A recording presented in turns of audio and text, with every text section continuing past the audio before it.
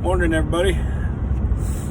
Hopefully this video's showing up pretty good, but I am just wore out, plumb wore out the past 2 days getting that beat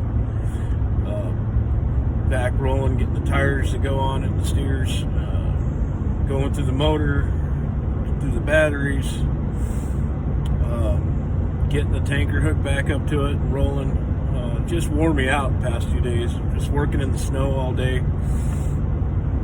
But put a little video together of some of that work we were doing to get her together, and then the first startup after 2 years with that truck. She was pretty unhappy about that first startup, but it all worked out. I just thought I'd give a little back story on this truck. My buddy is on this truck. Came out of Cut Bank, Montana. I'm sure that truck could tell some stories.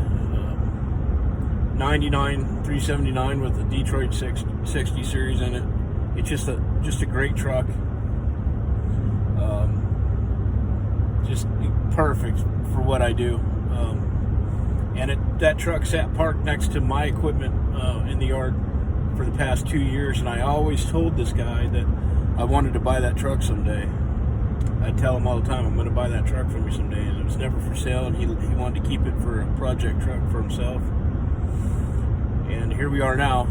I bought that truck, and it's my project now. So that's the story on the Pete, and we're going to have a lot of videos coming up. Be working on that truck a lot from here on out until spring. So, alrighty, folks. We'll see ya. Oh, get my camera straight.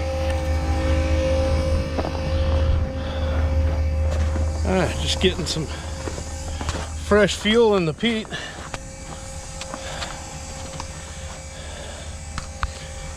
So we're getting there. Today might actually work out. We might get a couple 100 gallons of fresh fuel in the tanks and get to working on her.